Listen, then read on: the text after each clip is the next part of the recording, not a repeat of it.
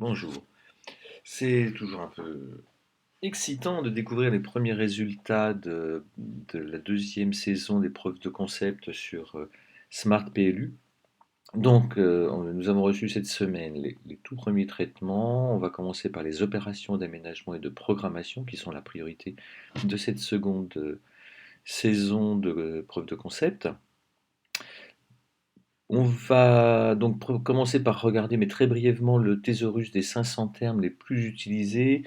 Ce qui compte pour l'instant, en toute première approximation, c'est les termes les plus reconnus, qui sont probablement une expression des priorités.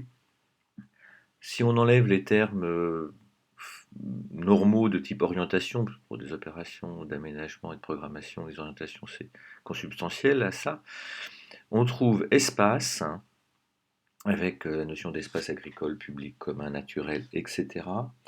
La notion de réservation avec des notions de réservation d'espace, de site, etc.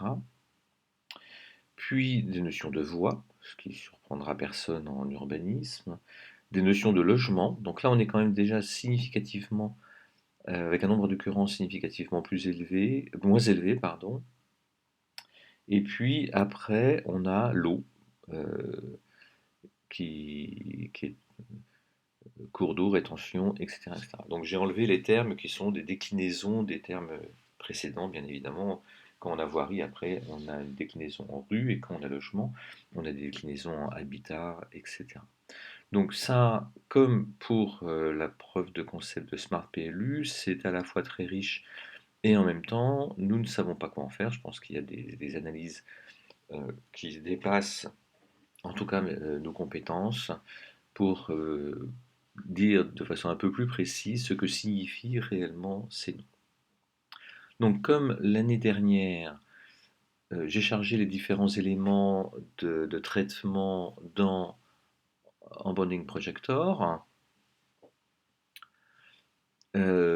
sur les OAP, on ne peut pas dire que les choses soient extrêmement flagrantes. On a un noyau de végétation, de végétaux. Il y a un autre noyau un peu de termes qui sont juste des termes qui sont du bruit, des scories. Et donc on va regarder ce que disent les différents termes qui sortent en tout premier, donc espace, et donc on a les termes les plus proches qui sont qui sont associés au terme d'espace. On a jardin, on a ceinture, on a récréatif, qui sont dans des taux généreux, assez surprenant. Faudrait regarder ça d'un peu plus près. La deuxième chose qu'on peut remarquer, c'est qu'il y a quand même un groupement dans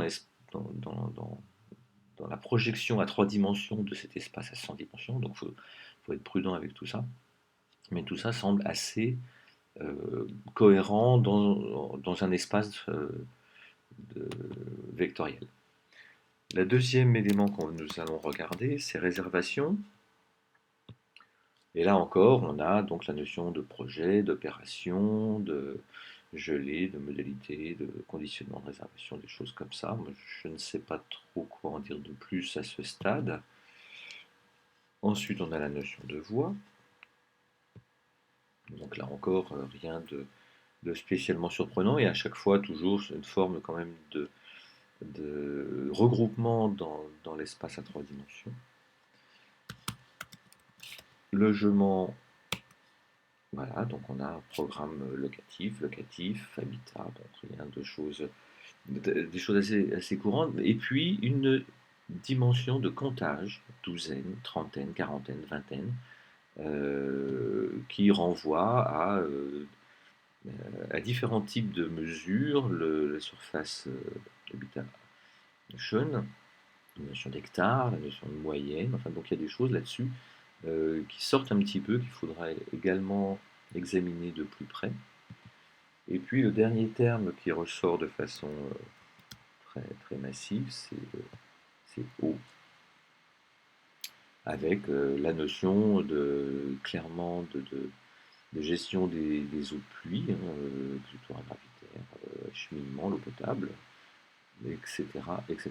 Donc je pense qu'on est dans une logique d'eau potable et d'eau usée, dans le cadre de l'urbanisme, avec des taux qui sont de points de proximité qui sont qui ont du sens à première approximation.